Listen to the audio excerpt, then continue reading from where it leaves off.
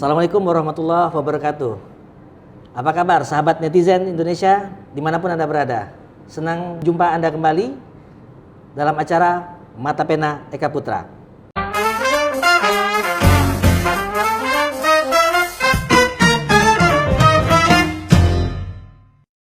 Tapi kalau dengan kekuasaan kita bisa melakukan Dan apapun. ini cegah dengan tanganmu. Iya, Artinya merebut kekuasaan untuk memperbaiki keadaan. Iya benar, kekuasaan itu sangat penting sebab pemimpin itu bisa mengambil kebijakan, ya, dengan tanda tangannya saja bisa merubah segalanya. Pak Jenderal ini saya kenal, dia senior saya ya. Saya lihat kinerja beliau itu bagus, ya, orangnya tenang, ya kan. Saya rasa dengan modal beliau, ya, saya paham betul ya dengan sistem penganggaran dan lain sebagainya. Saya tahu beliau berani, tegas orangnya. Kalau di kampung saya nama mobil RSUD disebut mobil 1000 tangan ya.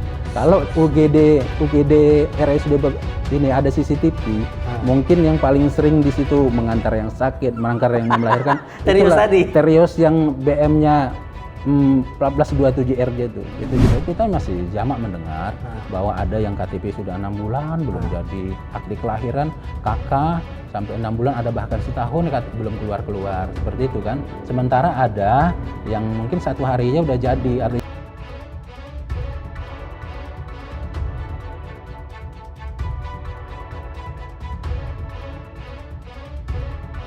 Terakhir Pak Edi, Iya. Bapak politisi, Pak Jenderal politisi, artinya ada 2 politisi yang memimpin pada daerah.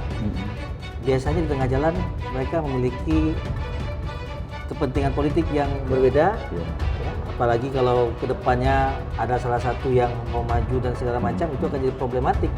Bagaimana Bapak bisa meyakinkan kita bahwasanya sampai 5 tahun ini suasana Dumai itu adem-adem dan selaras sampai di ujung periode?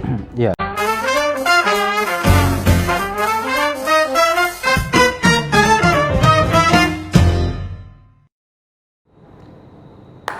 Baik, saat ini kami sedang berada di salah satu kota di Provinsi Riau yang berada di bagian pesisir, tepatnya di Kota Dumai. Dan hari ini kita akan bicara tentang Pilkada 2020. Karena kebetulan bersama saya ada salah seorang calon wali kota Dumai yang baru saja kemarin mendaftar ke kantor KPU. Beliau adalah kader terbaik Partai Keadilan Sejahtera Kota Dumai. Saya perkenalkan Bapak Haji Edi Sepen, SPDI. Yes. Pak Edi, Ya. sehat Pak? Alhamdulillah sehat. Apa kabarnya? Alhamdulillah luar biasa. Luar biasa, sudah mendaftar ke KPU, Sudah. menjadi calon wali kota. Ya. Pertanyaannya, Iya. seberapa penting bagi seorang Edi Sepen calon wali kota Dumai? Iya. Saya ingin mengatakan bahwa saya mengambil ini sebuah hadis dari Rasulullah ya. Ketika kamu melihat sebuah kemaksiatan di depan mata, ya, maka ada 3 hal yang kamu bisa ambil. Pertama, cegah dengan tanganmu, ya kan? Cegah dengan. Kemudian apabila kamu tidak mampu, maka cegah dengan lisanmu. Dan terakhir kamu juga tidak mampu mencegah dengan lisanmu, maka cegah dengan hatimu. Cukup membenci saja. Dan kata Rasulullah, itu adalah iman yang paling rendah, ya kan? Saya sebenarnya cegah dengan tanganmu itu adalah sebuah filosofi, artinya kekuasaan. Iya. Nah, itu. Tangan itu artinya kekuatan dan kekuasaan. Iya. Kalau yang dimaksud dengan cegah dengan lisanmu itu ya menasihati, ya, apa yang dilakukan ustadz-ustadz kita ceramah itu itu yang dimaksud dengan cegah dengan lisan. Tapi itu tidak bisa berbuat banyak dengan itu. Tapi kalau dengan kekuasaan kita bisa melakukan Dan apapun. ini cegah dengan tanganmu, Ya, artinya merebut kekuasaan untuk memperbaiki keadaan. Iya benar, kekuasaan itu sangat penting sebab pemimpin itu bisa mengambil kebijakan, ya, dengan tanda tangannya saja bisa merubah segalanya. Bisa merubah. Ya, peraturan, ya kan, seperti itu. Tadi berangkat dari hadis, melihat sesuatu yang kurang atau kemaksiatan kalau bahasa ekstrimnya. Iya. Apa kekurangan, tanda kutip kemaksiatan yang ada di Kota Dumai? Ya, sebenarnya ini, ya itu tadi sekedar filosofi saja ya, sebenarnya itu. Artinya kekuasaan kepemimpinan itu sangat besar ya, apalagi dalam Islam itu perannya sangat besar. Kita melihat ya, kita bicara konteks Kota Dumai sekarang. Ya. Bahwa beberapa tahun ya dengan usianya yang ke-21 tahun Kota Dumai ya, sejak 1999 hingga 2020 ini ya. Sepertinya geliat Kota Dumai itu kurang terasa ya kan. Masih banyak ketimpangan terutama ketidakmerataan infrastruktur seperti itu kan. Kemudian masih ada masalah tenaga kerja yang paling besar. Isu paling besar di Dumai ini salah satunya adalah tenaga kerja, di mana tenaga kerja tingkat pengangguran tinggi itu dikarenakan bahwa jumlah angkatan kerja yang lahir setiap tahunnya tidak sebanding dengan lapangan kerja yang ada. Gitu. Tuh, kemudian setelah itu ada permasalahan banjir yang tidak teratasi sampai sekarang. Kemudian masalah kesehatan juga. Masyarakat ketika dia, mungkin kalau berobat di Dumai saja tidak masalah, tapi ketika mereka harus dirujuk ke Pekanbaru ini masalah. Masyarakat harus mencari ambulans sendiri, sampai di sana tidak tahu harus tinggal di mana. Ini sebenarnya hal-hal yang saya dengar langsung dari masyarakat, keluhan-keluhan mereka yang sering terjadi. Itu memang problematik Dumai yang besar atau memang ketidakmampuan pemimpin sebelumnya dalam mengatasi itu? Ya, ini masalah keberpihakan, ya kan? Ini masalah keberpihakan. Mungkin ada ketidakpekaan, ya. Mungkin kalau saya katakan tidak tahu tidak mungkin, tapi kenyataan memang demikian. Ini berlangsung ya dari tahun ke tahun. Coba saja kalau Mas Eka ya. Ketika berobat lah, kita dari berobat aja dulu, kita harus dirujuk ke Pekanbaru. Mas Eka itu harus cari ambulans sendiri, tentu dengan biaya, tidak ada yang gratis. Kemudian ketika sampai di Pekanbaru, itu kalau langsung ditangani alhamdulillah, tapi kalau tidak harus menunggu. Kemudian ini keluarga yang mengantarkan tinggal di mana? Tidak ada. Nah, kemudian selama mungkin pasien dirawat, keluarganya tinggal di mana juga tidak ada. Sebab Dumai sampai saat ini belum punya yang namanya rumah singgah untuk keluarga pasien. Oke, jadi korelasinya antara keadaan itu dengan pemerintah Kota Dumai ada di rumah singgah? Iya, artinya memang itu sekali lagi keberpihakan. Karena saya lahir ya, saya hidup ya, lahir dari masyarakat biasa, hidup di tengah masyarakat. Saya tinggal di tengah lingkungan orang-orang kampung ya, sehingga saya sering mengalami, mendengar itu. Jadi ini penting ya, tidak bisa dibiarkan berlarut-larut. Kita ingin masyarakat itu, kita tidak ingin ada masyarakat yang susah berobat, baik itu berobat di Dumai, apalagi harus dirujuk keluar daerah. Kita tidak mau masyarakat susah dalam berobat. Nah, itu salah satu. Itu yang ingin diperbaiki di antaranya. Iya. Kita bangun rumah singgah di sana, kita sediakan ambulan gratis, dan kita sediakan layanan antara rumah singgah dan RSUD. Rumah singgah RSUD kita, sehingga masyarakat ketika harus dirujuk udah mereka tidak usah mikir apa-apa lagi, semuanya terlayani. Berarti besok kalau masyarakat yang ingin berobat misalkan mau ke Kota Pekanbaru sebagai tempat pelayanan kesehatan yang cukup, bisa diatasi dengan berapa banyak rumah singgah yang akan dibuat tuh nanti? Itu salah satu janji kerja kita, ya kan? Kita tahu bahwa Dumai ini juga untuk pasien yang harus dirujuk tidak terlalu banyak juga sih kan gitu. Kita ketahui. Punya data? Ya. Punya data sih tidak yang pasti kan, tapi kan kita bisa lihat dari paling per bulan itu mungkin sekitar, kalau hanya sekitar 30 orang saja, saya rasa itu bisa diatasi. Dumai punya tanah yang siap dibangun, sementara itu perlu dibangun, kita kan punya Wisma di Dumai sana beberapa kamar. Wisma itu kan bisa digunakan untuk orang sakit terutama. Ya orang sehat, ngapain kita pikirkan orang sehat? Ya sekali lagi saya katakan ini masalah keberpihakan. Ya apabila dalam waktu dekat Pemko Dumai belum bisa membangun, itu kan kita bisa kontrak atau sewa dan lain sebagainya, sehingga masyarakat segera. Ini menjadi janji kita di awal. Ini mungkin di tahun pertama udah bisa kita wujudkan apabila kita diberi amanah oleh masyarakat.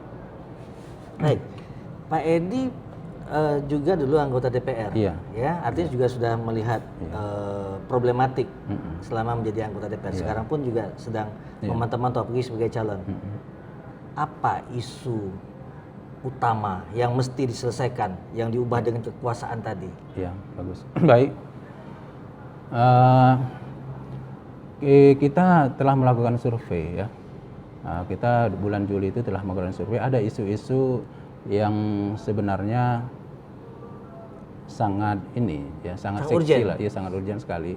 Iya, ada isu yang sebenarnya sangat penting dikutip. Pertama masalah tenaga kerja tadi yang saya sebutkan di awal, bahwa di 2015 saja ya, kita pakai data 2015 dulu. Sebab saya belum mendapat data terakhir di 2020, itu ada 8.500 jumlah pengangguran di Kota Dumai. Gitu. Kalau kita berharap hanya dari sektor industri saja, maka ini tidak akan selesai. Jadi, iya. Kemudian ketika kita ketika saya kemarin duduk masih di anggota DPRD ya, kita ada turun ke perusahaan-perusahaan. Sebenarnya perusahaan yang di Dumai ini lebih berminat memakai karyawan lokal, ya kan? Karena ketika mereka memakai karyawan lokal, mereka tidak pusing-pusing lagi menyediakan asrama, tempat dan lain sebagainya. Sebab karyawan itu mereka akan pulang ke rumah masing-masing gitu. Tapi masalahnya di mana? Ada mungkin, memang tidak seluruhnya. Sebagian besar bahwa tenaga kerja yang ada itu tidak siap pakai. Tidak sesuai dengan kebutuhan perusahaan seperti itu. Jadi itu alasan sebagian.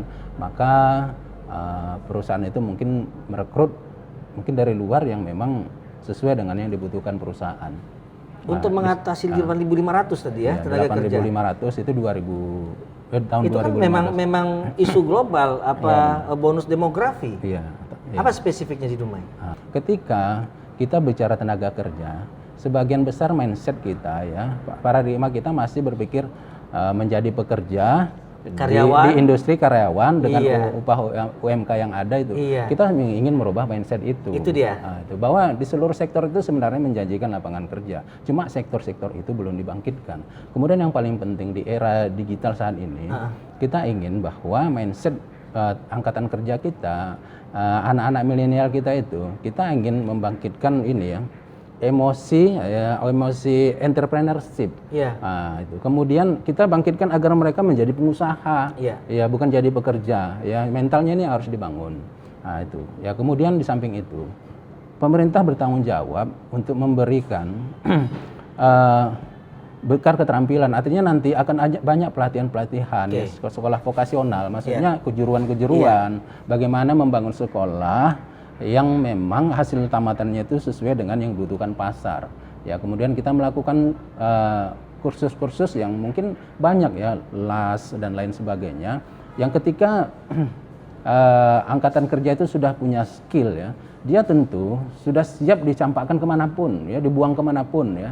Tidak harus di Dumai, bekerja di Dumai saja. Kan kita dekat, kita dikelilingi oleh daerah tetangga, ada Batam. Menarik ya kan? Ini. Iya, ada Batam, ada Pekanbaru, yang semuanya ada industri dan sebagainya ya. Yang tugas warga pemerintah Dumai yang dilatih untuk menjadi tenaga kerja handal, tapi tak mesti bekerja di Dumai. Iya, kalau kita berharap menjadi Dumai tidak akan selesai. Dan inilah nanti sebagai awal ya, bahwa ini ya, ketika nanti anak Dumai ya dengan skill yang mumpuni, dia bekerja di Pekanbaru, inilah nanti menjadi awal agar putra-putra Dumai itu menjadi tokoh-tokoh provinsi, bila pun itu mungkin merantau ke daerah, mungkin jadi tokoh nasional. Inilah pentingnya itu. Tidak hanya berkutat di sekitar Dumai saja. Memang sekarang sedang banyak ya warga-warga Dumai yang menjadi orang di tingkat provinsi bahkan nasional ya. Iya benar. Ya, seperti Atta Halilintar ya, itu menjadi. Baik pemirsa, ini calon tenaga kerja di Dumai ini juga tidak mesti bekerja di Dumai, tapi disiapkan oleh wali kota berikutnya kalau beliau terpilih untuk bekerja dimanapun berada. Baik, itu sisi pertama. Kami akan kupas lebih lanjut tentang profil Edi Sepen dan apa harapan Dumai berada di tangannya setelah yang berikut ini. Tetap di Mata Pena Eka Putra.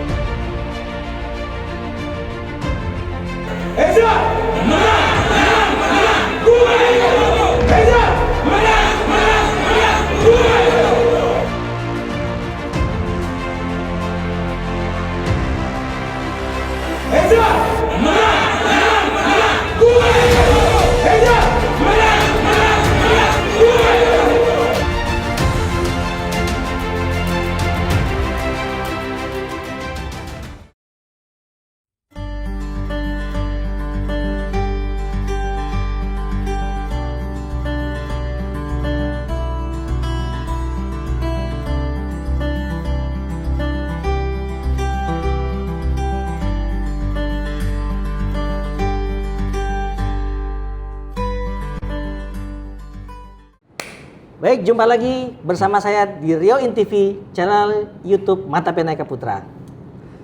Bang Edi, kita agak bisa lepaskan sedikit master kita ya, karena kita berjauhan juga nih. Ngobrol tentang Kota Dumai dan Edi Sepen. banyak juga yang bertanya Ya. tentang Pak Edi Sepen ini. Ini Edi Sepen. Sepen ini gelar ya? Atau memang nama benar yang nama mainan yang dikuatkan di dalam Sepen itu kan kalau kita tahu angka ya 7. Iya, benar. Tapi pakai V, Victor. Ini pakai P. Iya. Sedikit aja. Oh ya baik. Iya nama saya Edi Sepen itu memang saya ini anak ketujuh sebenarnya. Oh, ya kan? Iya. anak ketujuh. Anak ketujuh. Ya. Jadi berasal dari orang tua yang biasa-biasa lah ya. Orang tua saya itu pensiunan veteran, kemudian jadi petani ya di Rohil. Apa namanya? Edi Sepen itu sebenarnya maksud beliau memang 7 ya. Tapi ketika saya SD saya malu pakai V, saya yang merubah itu jadi P. Ya udah Edi Sepen saja. Oh, awalnya sempat V. Iya, sempat V, Victor. iya, tapi begitu SD saya rubah. Jadi P. Iya, jadi P biasa saja. Coba orang panggil 77 waktu itu saya nggak nyaman dengan itu. Seperti itu ya. Cuma kebetulan dengan nama Edi Sepen ini jumlah kursinya itu 7 juga. Oh, iya. Pan ada berapa? Ada 3. Ada 3 PKS. PKS ada 4 ya. Ada 7 juga. Benar. Baik, Bang Edi. Sejauh ini dukungan dari partai oke. Siap. Kemudian keluarga. Ya, Bang Edi backgroundnya kan bermarga. Iya. Apa marganya? Ya, saya marga Panggabean. Panggabean. Iya. Oke, di sini kan heterogen ya. Kalau di Duma ini cukup elegan dan heterogen. Baik, saya mau tahu seperti apa dukungan keluarga atau komunitas besarnya terhadap ketika Abang ingin menyampaikan diri untuk maju. Iya. Kalau dukungan keluarga alhamdulillah karena sebelumnya juga saya sudah sejak 2005 saya sudah terjun di politik. Saya gabung di PKS ini 2005. Oh, udah lama ya. 2005 sempat mencaleg. 2009 saya maju sebagai caleg, tapi belum berhasil. Kemudian 2014 maju lagi dan alhamdulillah berhasil ya kan. 2019 ikut sempat. Iya ikut sempat ya, tapi saya gagal waktu itu. Abang ke provinsi? Tidak, saya masih di Dumai juga. Masih di Dumai juga. Tapi saya memang sengaja mendorong teman kita. Makanya ketika kan ada di dapil saya itu ada 8 calon ya. Iya. Saya sengaja mengambil nomor 8 paling bawah saja untuk memberi motivasi kepada yang lain ya. Mungkin hikmahnya sekarang ya. Iya. Kita target 2 kursi kemarin di situ. Maka kita ingin kalau saya toh masih nomor 1 juga di atas ya kan. Itu kayaknya nanti yang nomor 2 3 nggak semangat itu. Maka saya ambil nomor 8 saja. Incumbent padahal. Monggo. Iya, incumbent dan saya ketua umum malahan. Oh, ketua umum, tapi saya silahkan gitu. Dan ini strategi pemirsa, ya, untuk di Pilkada Dumai dapat dukungan. Baik, lanjut Bang tentang dukungan tadi. Iya, dukungan dari keluarga tadi, ya itu. Jadi keluarga saya sudah terbiasa dengan hal-hal seperti itu, ya kan. Jadi mereka sudah siap dengan apapun konsekuensi dari seorang politisi, ya kan. Dan saya maju sebagai mencalonkan diri itu. Ya mereka sih biasa-biasa saja mendukung. Karena biasa saja maksudnya? Karena sudah lama saya berkecimpung di sini. Itu. Jadi antusiasmenya biasa-biasa saja. luar biasa. Oh, antusiasnya luar biasa. Ya, tapi karena ini permainan politik dan Edi Sepen tidak lepas dari politik ya dianggap ini itu. Wilayah kehidupan politiknya Bang Edi. Iya. Baik, sekarang Bang Edi sudah menyatakan maju dan berpasangan dengan Pak Zainal Abidin. Tentu sebelumnya ada dinamika. Pertanyaannya, kenapa Bang Edi memilih Pak Zainal Abidin? Ya sebenarnya di awal itu, ya kan, dari awal itu sebenarnya saya, kalau ditanya ambisi saya sebenarnya dari awal tidak ada niat untuk maju. Sekali lagi saya mendorong kader-kader yang lain untuk maju, yang lebih potensial mungkin dari saya. Kemarin di PKS itu ada tradisi pemira. Pemira itu namanya pemilihan raya. Jadi sebelum mengutus siapa kadernya akan maju, itu di internet itu diadakan seperti pemilu. Nah itu kemudian ada surat suaranya gitu. Jadi muncul saat itu 7 nama dari kader PKS. Dan kebetulan memang ada nama saya, ada nama Pak Abdul Kasim juga, ada Mawardi, ada Pak Daryl Putni, gitu banyak macam-macam.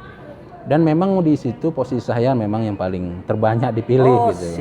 Tetapi dari awal memang saya tidak siap kan, karena habis caleg kemarin istilahnya letihnya belum hilang kok harus maju lagi seperti itu. Tapi ya begitu namanya dinamika. Kenapa mesti dengan Pak Zainal ini juga inilah dinamika politik itu, kita sudah menjalin hubungan dengan semua partai. Ya. Nah, itu dibuktikan kita siap berkoalisi dengan partai apapun, itu dibuktikan dengan PKS membuka penjaringan di awal 2009. Waktu itu ada 14 dari eksternal yang mendaftar, kemudian termasuk dari kita lebih kurang 19 nama lah. Nah, itu yang ikut mendaftar ke kita itu. Kemudian kita menjalin komunikasi intens dengan Demokrat juga, dengan Gerindra, dengan partai-partai lain. Justru di PAN di awal-awal justru kita tidak intens. Ya itu. Kemudian sampai dengan termasuk dengan caleg yang lain, dengan calon yang lain, dengan Pak Faisal sebenarnya kita paling intens. Kita ingin sebenarnya target buka cerita. Iya, target pertama PKS itu sebenarnya bukan Dumai 1, kita Dumai 2. Nah, itu kita Dumai 2. Ketika kita komunikasi dengan Demokrat, kita menawarkan wakil dari kita, itu ya kan. Kemudian ketika kita berbicara dengan Faisal, ya kan, kita juga menawarkan kader kita. Gitu. Jadi dengan Henry Sandra juga kita menawarkan kader kita. Makanya sempat kemarin Henry Sandra disandingkan dengan Mawardi, gitu. Karena Pak Faisal kita memang belum punya siapa, terserah dia memilih dari ketujuh nama tadi, seperti itu. Tapi ternyata begitu mulai dari awal tahun, dari Januari pembicaraannya sudah kita lakukan, ternyata sampai di bulan Juli tidak ada kepastian. Malah kesannya kita itu akan ditinggalkan. Terkhusus buat Pak Faisal ya. Ini dia menyatakan siap menjadi kader PKS seperti itu kan. Kemudian kita tawarkan, yuk, karena kita punya 4 kursi, salah satu diantaranya kan salah satu pimpinan DPRD Kota Dumai, Ustadz Mawardi. Jadi sudah wajar kalau kita meminta posisi wakil, biarlah dia nomor 1, kita dengan 4 kursi kita, ya kita di posisi kedua. Sebab bagaimanapun sebuah partai politik itu punya agenda yang harus dia jalankan kan gitu.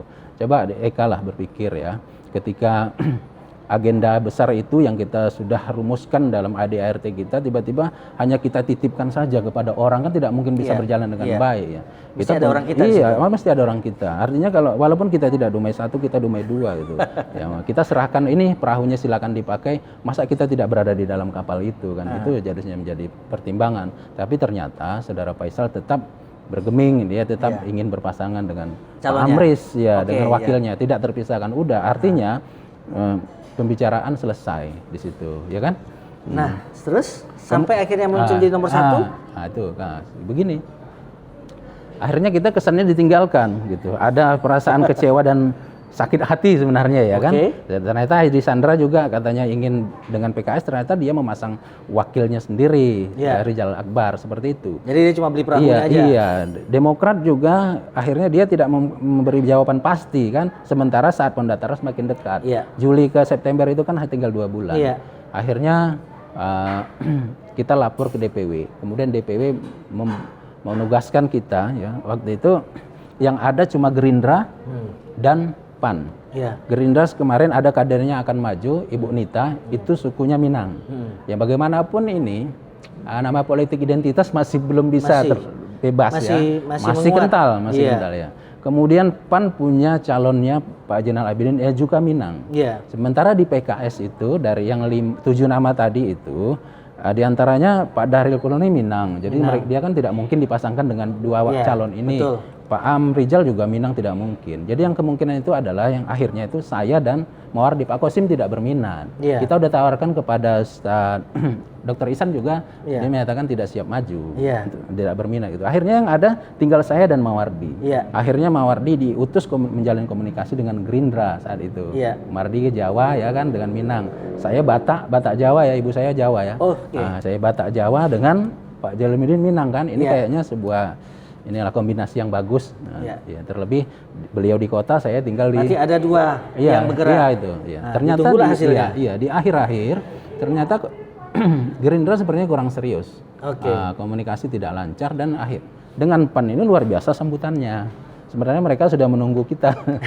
Hanya 3 kali pertemuan langsung saling lamar berangkat ke DPP.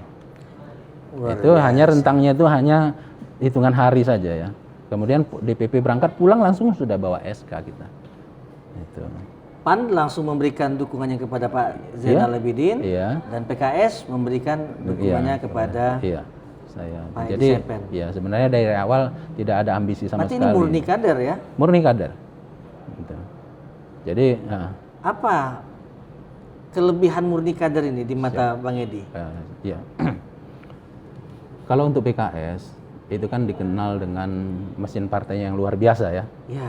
Dengan banyak mengakui itu. militansi kader-kadernya. Kita kan partai kaderisasi kader, ya. Kita kita itu dibina spiritualnya dengan pengajian-pengajian kita. Ini menjadi mesin yang luar biasa. Kita udah lihat semua ada mengakui. Artinya kalau mendukung kader murni itu mesinnya akan lebih jelas kuat bergerak bukan ketimbang bukan kader murni. Tapi kalau namanya di PKS, namanya ketika dia udah menyatakan dukungan ke seseorang, sebenarnya kerja kita tetap maksimal. Kader tak kader pun tetap maksimal.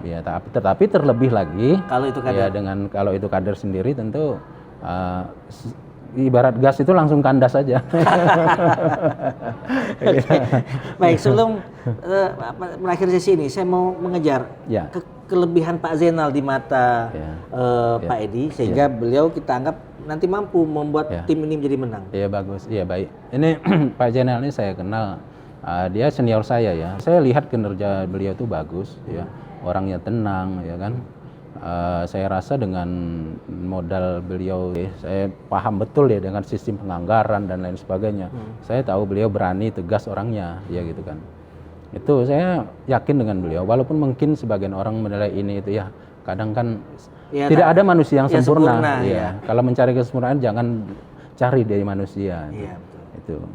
Yang penting saya yakin kami berdua bisa saling melengkapi ya. Itu. Terutama dalam mengarungi pemilihan yang dinamika cukup kuat dan calonnya kemungkinan bisa jadi 4. Iya, sudah sepertinya 4 pasang. Ya, di Duma ini akan ada 4 pasang. Baik pemirsa, kita akan sambung lagi pada sesi berikutnya. Kita akan dalami tentang Pak Edi Septen ini tetap di Mata Pena Eka Putra.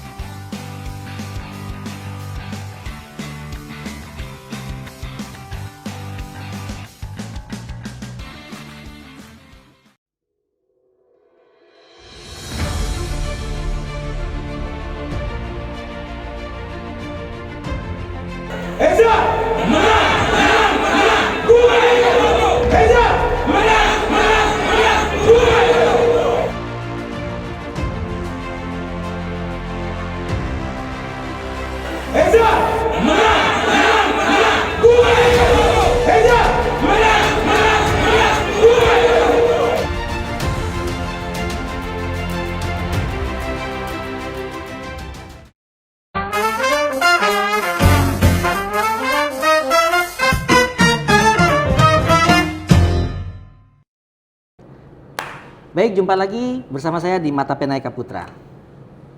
Ya. Bang Edi. Ya. Kan pilkada sudah semakin dekat, orang sudah banyak pilihan, kemudian masing-masing calon sudah punya kelebihan dan kekurangannya masing-masing. Seberapa yakin Bang Edi bahwasanya pasangan Edi Septen dan Zainal Abidin, kita singkat EZA, singkatan tagline beliau EZA, itu mampu meraih suara dan simpatik masyarakat? Ya. Baik. Ya. Kita yakin bahwa dari awal sebenarnya bertemunya saya dengan Pak Zainal Abidin itu ada sesuatu yang luar biasa di belakang itu. Ya, ada kemudahan-kemudahan yang terjadi ya, sehingga pasangan ini bisa menjadi sampai sekarang sukses mendaftar ya menjadi calon itu. Yang membuat saya ingin mengatakan kepada masyarakat ya, bahwa saya tinggal di daerah pinggiran. Saya tinggal di desa ya. Desa apa? Desa Gurun Panjang. Kecamatan? Itu ya, Kecamatan Bukit Kapur. Yaitu. Sementara Pak Zainal ini tinggal di daerah perkotaan. Beliau paham. Beliau ini adalah korban termasuk korban banjir ya kan. Dia merasakan bagaimana dampak banjir di Kota Dumai. Jadi saya yakin beliau akan serius menangani banjir ini sebab beliau ada korbannya. Dan saya tinggal di lingkungan petani ya. Saya ini pernah mengelola sekolah. Ketika saya baru pindah ke Gurun Panjang itu, di situ belum ada sekolah, ya kan? Maka saya dirikan di situ sekolah. Yang ada waktu itu SD cuma. Bapak mendirikan sekolah? Iya, saya mendirikan sekolah ketika sekarang masih ada? Masih ada dan sekarang alhamdulillah sudah negeri. Waktu itu SD ada apa itu? SMP. SMP apa itu? SMP Negeri 12 sekarang. Dulu kalau dulu namanya SMP LPMK Gurun Panjang. Ceritanya begini ya, ketika saya pindah tahun 98 daerah itu, saya temui di situ tidak ada sekolah. Yang ada sekolah SD. Jadi SMP terdekat itu jaraknya 12 km. Tahun 2000 itu kalau ingin bersekolah ke SMP terdekat ya di Kelurahan Bukit Nanas itu kondisinya masih semak belukar, ya kan? Jadi tidak bayangkan bayangkan seorang anak SD yang 12 tahun harus menempuh jalan 12 km ya, dengan bersepeda melewati semak belukar, itu kan berbahaya sekali ya dari segi keamanan, binatang buas dan lain sebagainya. Kemudian jarak tempuh pula ya dengan kondisi jalan yang 24 km. Iya PP ya, kondisi jalan yang belumpur kalau hujan, berpasir ketika kemarau ya. Itu akhirnya saya kumpulkan orang-orang tua, kita bikin sekolah. Waktu itu kita numpang di SD yang ada. Itu 2003 saya buka sekolah itu. Alhamdulillah setahun setelah menumpang situ akhirnya karena di sana banyak ada kilang papan ya, somil itu. Kita ambil sisa-sisa papan-papan seberan itu kita buatlah, jadilah. Itu sangat sederhana sekali. Iya, sangat sederhana. Kita buat semuanya dengan masyarakat, akhirnya swadaya masyarakat. Iya, swadaya, jadi lantainya masih tanah ya kan. Seperti itu tahun berapa? Itu tahun 2004. Iya, setelah anggota DPR itu? Belum, saya 2005 baru masuk politik ya. DPR itu 2014, jauh sebelum itu ya, karena itu. Akhirnya dapat bantuan dari Cepron dan alhamdulillah 2007 sekolah itu dinegerikan. Hanya 4 tahun saja ya, karena langsung serius sekali. Serius sekali. Iya. Sempat itu kan. Artinya saya suruh dukungan suara di pedesaan di pinggiran tadi menguat ke Pak Edi dan suruh dukungan suara di perkotaan itu akan menguat ke Pak Zainal Abidin. Saya ingin bicara masalah keberpihakan. Ya, bagaimana seorang pemimpin itu harus punya sensitivitas dia, kepekaan gitu. Masyarakat ini apa sih butuhnya gitu kan. Dan itu hanya bisa dirasakan apabila orang yang memang mengalami masalah itu. Saya lihat, makanya ketika saya mendirikan sekolah itu, bagaimana merasa terbantu dengan adanya sekolah itu. Sampai sekarang alhamdulillah sekolah itu sudah negeri. Ya, kemudian juga ketika masyarakat di Gurun Panjang itu untuk berobat ke Dumai itu jaraknya ke Dumai itu hampir 35 kilo ya. Mereka harus berobat, tidak ada ambulan. Saya beli ambulan. Ketika saya udah anggota DPRD ya, saya beli ambulan saya bagaimana biar masyarakat. Yang beli ambulan siapa? Saya sendiri dengan pakai APBD. Saya sendiri dong. Pakai uang pribadi? Iya, pakai uang pribadi, sisa-sisa itu ya, saya sisihkan lah dari gaji anggota dewan saya beli itu. Artinya bagaimana? Sekali lagi keberpihakan, karena masyarakat ketika dia harus berobat ya, yang tidak punya kendaraan kan sulit. Itu dipakai untuk masyarakat. Itu sampai sekarang alhamdulillah ambulan itu masih ada ya. Dan semua aset yang saya miliki juga sering ya. Saya punya mobil tua, mobil Terios itu. Kalau masyarakat kalau di kampung saya nama mobil Terios itu disebut mobil 1000 tangan ya. Kalau UGD RSUD ini ada CCTV, mungkin yang paling sering di situ mengantar yang sakit, mengantar yang mau melahirkan. Terios tadi. Terios yang BM-nya 1427 RJ itu 1728 RJ itu paling pasti sering muncul sampai sekarang. Itu tahun berapa mulai? Saya mulai tahun 2011 saya beli mobil itu, sampai sekarang juga masih ada mobil itu ya. Boleh ditanya di kampung. Orang bilang itu mobil 1000 tangan ya. Artinya siapa saja bisa menggunakan mobil itu? Terutama untuk yang sakit. Itu. Tapi Pak Edi punya mobil yang lain? Iya, ya, ambulan itu saya beli tahun 2014. Ya, 2017 saya beli. Baik. Jadi penguatannya pada sisi background masing-masing? Iya, itu tadi. Ya, yang mendasari kita itu. Jadi Karena berdasarkan pengalaman itu ya, saya lihat suara-suara di masyarakat. Saya tinggal di masyarakat, saya mendengarkan bagaimana keluhan mereka ketika berobat, bagaimana ketika keluhan mereka di bidang pendidikan, termasuk guru honor, ya kan? Karena saya guru pengelola sekolah swasta, saya merasakan bagaimana sekolah swasta itu sangat beda kualitas standar perlakuannya terhadap sekolah negeri, itu sangat saya rasakan itu. Kemudian bagaimana masyarakat sekarang ketika mengurus administrasi kependudukan itu masih banyak yang mengalami kesulitan. Kabarnya itu jadi jualan juga. Tagline beliau ini mudah urusannya. Mudah urusannya. Sejahterakan rakyatnya. Iya. Agak mirip dengan tagline Anies dulu. Itu PKS punya kerja ini. Iya, makanya. Itu maksudnya mudah urusannya apa itu? Itu termasuk tadi kita tidak ingin masyarakat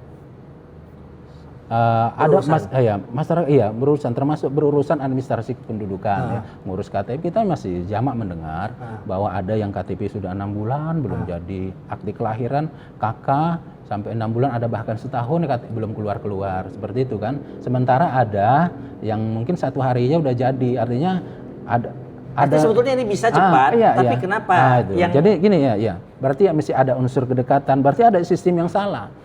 Kalau Pak Eka ada punya teman yang di dalam atau anggota dewan mungkin bisa cepat, 1 jam bisa ditunggu. Kita tidak ingin seperti itu. Tapi itu kan problematik di mana tempat itu.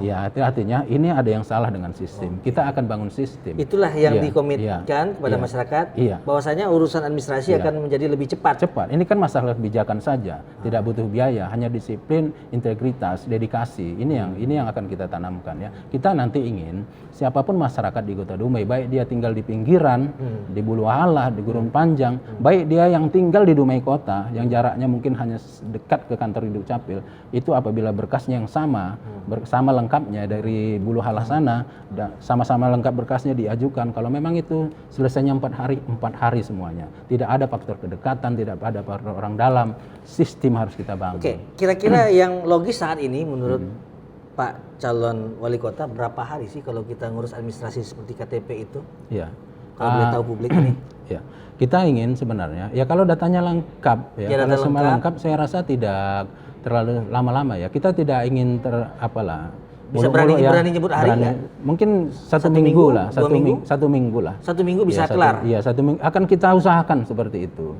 Ya kan, akan kita usahakan. Sebab ini kan bergantung koneksitas ke, misalnya ada yang berpindah, ada yang berpindah, kemudian nanti ke daerah asal kan harus ada hubungan komunikasi, dicabutnya situ kan, cabut berkas di sana, itu kan butuh proses minimal lah, jangan sampai berbulan-bulan, ya atau setengah bulan selesai. Dan kita bela penting, kita misalnya perekaman itu, kita mendekatkan layanan ke masyarakat itu kita dekatkan. Kenapa mesti terpusat hanya di Dukcapil saja? Ya hidupkan kan? di kecamatan. Iya, hidupkan di kecamatan gitu. Kita jemput, kita layani masyarakat. Ya kita ini masalah kita bukan berkontestasi, ini bukan masalah kekuasaan.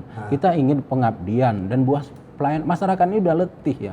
Pejabat itu harusnya melayani. Bagaimana kita melayani masyarakat, dan itu sudah saya lakukan. Ketika saya belum apa-apa, saya bangun sekolah, saya beli ambulan, mobil saya pun dipakai, silahkan seperti itu. Melayani, artinya sensitivitas dan keberpihakan. Pemerintah ini berpihaknya kemana? Termasuk UKM kita, termasuk petani-petani kita, ya termasuk tenaga kerja kita. Ini keberpihakan. Itu saya katakan tadi, sensitivitas dan keberpihakan itu kuncinya. Oke. Salah satu penyebab orang memilih calon itu dari faktor birokrat karena dia menguasai birokrasi. Pak Edi dan Pak Zainal ini yakin menguasai sisi birokrasi itu? Ya, saya yakin. Dengan pengalaman saya satu periode. Paling penting mengenal adalah karakteristik birokrasi di Dumai khususnya. Yang penting bagaimana sistem penganggaran, sistem keuangan daerah. Kita kan sudah paham, kan regulasinya ada. Yang penting kita paham, ya kita menjalankan sesuai dengan regulasi. Saya rasa tidak sulit-sulit. Dan kita lihat bahwa beberapa periode ini kan, Kota Dumai ini dipimpin oleh orang-orang birokrat. Ya kan. Kita lihat geliatnya tidak justru malah masalah birokrasi punya problem. Iya, karena mungkin orang birokrat ini terbiasa dengan zona aman ya, terlalu hati-hati ya. Kita ingin ya, kita ini orang-orang politik ya biasa menerobos, kita biasa keras, kita biasa kerja dengan keterbatasan gitu. Kita ingin Dumai ini tidak sekedar maju 1 langkah, kita ingin melakukan sebuah lompatan panjang ya. Itu sehingga Dumai ini akan menjadi kota sangat sibuk ya, dengan nanti diaktifkannya tol Pekanbaru Dumai luar biasa. Kaitkan dengan pembangunan tol nanti. Ini kan satu mata rantai lebih cepat lagi antara Dumai dengan kota Pekanbaru lah dalam hal ini. Apa itu di mata Pak Edi pembangunan tol itu? Tol ini satu anugerah yang luar biasa untuk kota Dumai ya. Apabila nanti itu udah terkoneksi ya, itu kan artinya jarak tempuh itu hanya tinggal katakanlah 2 jam saja gitu kan. Maka semua saya yakin gaya hidup ya kan, lifestyle kota Dumai akan berubah. Ini bisa, Dumai ini bisa mendapat berkat, tapi sebaliknya malah bisa kehilangan gitu. Kenapa bisa kehilangan? Gitu ya. Kalau Dumai tidak dengan kondisi sekarang ya kan, dengan jalan tol yang ada, ini bukan orang Pekanbaru yang datang ke Dumai. Orang Dumai yang bawa yang Pekanbaru. Itu kehilangan. Iya, belanja ke Dumai, bawa duit ke Dumai, akhirnya duit Dumai yang ke Pekanbaru. Belanjanya ke Pekanbaru. Iya, karena mall sana dekat kan dengan jarak tempuh sekian kan udah kita ke mall ini gitu. Tapi kita ingin merubah, justru ini kita jadikan peluang sebenarnya. Tapi tentu perlu kerja cerdas ya, perlu kerja apa. Kita ingin bahwa kita ketahui kita punya Dumai ini punya sisi laut ya. Dumai ini punya pantai. Iya. Sedikit cerita tentang sisi laut dan maritim itu, Pak Edi. Ya kita dari sektor ini dulu, sektor pariwisata dulu ya. Dari sisi kita punya pantai, walaupun itu mungkin tidak pantai kota Dumai, pantai masyarakat. Apa salahnya direvitalisasi? Kita pemerintah hadir di situ, kita bangun fasilitas di situ. Artinya ditatalah ini, sehingga menjadi Dumai ini menjadi salah satu destinasi wisata. Orang Pekanbaru itu kalau mau lihat laut itu kan selama ini ke Sumbar. Ya butuh perjalanan 7 jam. Ya kan? Di Dumai padahal ada pantai. Ada pantai dengan jarak tempuh 2 jam. Kalau 7 jam itu artinya pulang pergi itu udah letih mereka kan. Kalau ada yang 2 jam, tentu mereka akan pilih. Apalagi kalau hanya sekedar liburan weekend aja, Sabtu Minggu. Bisa pulang hari. Iya, tentu mereka berpikir kalau ke Sumbar. Jadi kalau ke Pekanbaru, kalau mereka ke Dumai, mereka hanya butuh berapa jam. Kalau yang mau pulang hari monggo, kalau yang mau menginap lebih bagus lagi. Berarti menghidupkan hotel-hotel kita. Gitu. Ketika orang sudah datang ke Dumai, tentu mereka kan makan. Kemudian itu artinya bisnis kuliner kita juga akan berkembang. Kemudian pulang mereka akan bawa oleh-oleh. Berarti bisnis UKM kita juga akan maju seperti itu. Jadi bagaimana caranya mendatangkan orang luar ke Dumai ini, termasuk nanti yang dari Rohil. Ya, kalau Dumai ini sudah tertata indah, dari Rohil datang, Bengkalis datang, Pekanbaru datang, Dumai ini akan menjadi. Tapi pantai Dumai kan nggak terlalu bagus. Gimana caranya, Pak Edi? Itu yang menjadi target kerja kita. Bagaimana menata, mengelola, ya kan pantai-pantai tersebut sehingga menarik untuk dipandang. Kita banyak daerah lain contohnya yang kondisi fisiknya itu sama, berlumpur dan lain sebagainya ya. Tapi seperti Losari itu sama, lumpur, tapi begitu ditata demikian rupa dibrandedkan. Iya, menjadi objek wisata yang luar biasa saya. Kemudian juga Dumai ini kan terletak di jalur internasional ya, pelayan internasional. Ada pasar internasional yang sangat dekat, 2,5 jam kita sudah sampai Malaka, sudah kita sampai Singapura. Ada Batam sebagai pasar domestik kita, tapi Dumai bisa jual apa ke sana? Tidak. Petani kita, buah kita saja masih dari Sumbar. Dumai ini apa? Hanya kelapa sawit saja, sementara 264 hektar ya, 264.000 hektar Dumai ini sebagian besar adalah sawit. Pertanian ya gitu ya. Jadi kita ingin edukasi masyarakat juga bahwa untuk pertanian sawit itu bukan segalanya ya. Sebenarnya ada komoditas lain yang lebih menjanjikan ya, buah-buahan kita, pasar kita terbentang. Ketika ada termasuk perikanan darat kita, ini yang akan kita hidupkan sektor ini. Artinya kembali nanti jadi apabila sektor pertanian itu kita bangkitkan, ada peluang lapangan kerja di sana. Apabila nanti sektor pariwisatanya kita tata, ada peluang lapangan kerja di sana.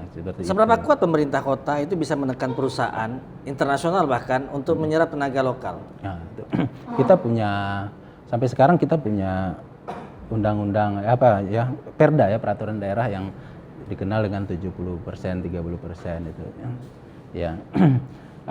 Itu sebenarnya itu bergantung dari MOU di awal ya.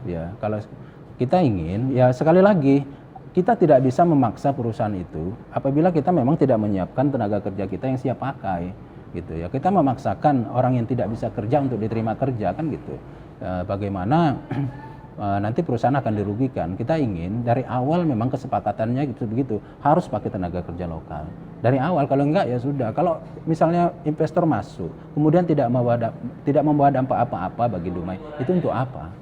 Seperti itu ya kan? Ya untuk apa tuh? Apa kita tindakan kita? Ya kita harus, ya perda ini kita punya perda Berarti hukum. menegakkan Iya, perda. perda ini harus kita tegakkan. Ya kan, bagaimana itu menjadi sebuah kesepakatan. Dan namun sebenarnya kita tidak bisa memaksakan saja harus tenaga kerja lokal kita dipakai. baik. Tentu kita harus siapkan mereka, tenaga kerja ini menjadi tenaga kerja yang siap pakai. Artinya pun dari sisi kita juga menyiapkan tenaga kerja Iya, yang jelas cocok dong. dengan Yang kebutuhan cocok mereka. Dengan kebutuhan mereka. Itu saya rasa begitu. Baik, ini terakhir Pak Edi. Iya. Bapak politisi, Pak Jenderal politisi, Iya. artinya ada dua politisi yang memimpin kepala daerah. Biasanya di tengah jalan mereka memiliki kepentingan politik yang berbeda. Iya. Ya, apalagi kalau kedepannya ada salah satu yang mau maju dan segala macam, itu akan jadi problematik. Bagaimana Bapak bisa meyakinkan kita bahwasanya sampai 5 tahun ini Ya. suasana Dumai itu adem-adem dan Iya. selaras sampai di ujung Iya. periode? Ya, kita tidak ingin hal-hal seperti itu terjadi ya. Memang kita lihat dari awal ya, dari awal pemerintah Dumai ini menjadi sebuah kota media ya. Saya lihat seluruh kepemimpinan yang ada tidak berjalan ya, antara wakil dan wali kota itu tidak berjalan dengan mesra ya. Malah di awal tahun, di tahun pertama saja pun sudah ada keretakan. Itu yang dirugikan adalah masyarakat. Ya. Kita ingin nanti dengan Bang Zainal ini itu tidak terjadi lah ya. Kita ini apalagi di PKS ya, PKS bisa dilihat lah. Contohnya yang di Pekanbaru ya, Pak Ayat Dua tuh kan, periode. dua Pak Ayat dan periode, Firdaus. mereka maju. Ya. Apakah ada hal-hal yang seperti Nanti itu bisa tidak dicontoh terjadi? ya? Iya, itu menjadi contoh kita, termasuk yang di Padang. Tapi itu kan Pak Ayatnya wakil, dia sabar. Ya, Dan iya. Bapak kan gubernur. Oh, saya lebih sabar. Kalau Gubernur wali kota. kalau wali kotanya lebih sabar kan, iya. kita kombinasi yang Akal. pas ya. Kita kombinasi yang pas ya. Iya. Nah, beliau ya Pak Zainal itu orangnya tegas, saya orangnya lebih persuasif ya kan. Yang satu sabar, yang satu melak-melak, satu sabar. Akhirnya jadi kombinasi yang luar biasa. Satu lagi saya tinggal di pinggiran, mewakili masyarakat pinggiran. Beliau tinggal di perkotaan, mewakili masyarakat perkotaan. Tahu masalah perkotaan, saya tahu masalah pinggiran. Jadi ini satu kombinasi pasangan yang klop saya rasa. Gitu. Baik, pemirsa, itu kupasan kita bersama Pak Edi Sepen. Ya. Semoga apa yang beliau sampaikan buat kita semua, khususnya bagi masyarakat Dumai, bisa diterima dan bisa dicerna dengan baik. Sukses untuk Pilkada 2020. Pak Edi, sukses juga untuk Anda. Jumpa lagi pada episode berikutnya. Tetap di Mata Pena Eka Putra. Salam Kopindo. Assalamualaikum warahmatullahi wabarakatuh. Waalaikumsalam warahmatullahi wabarakatuh.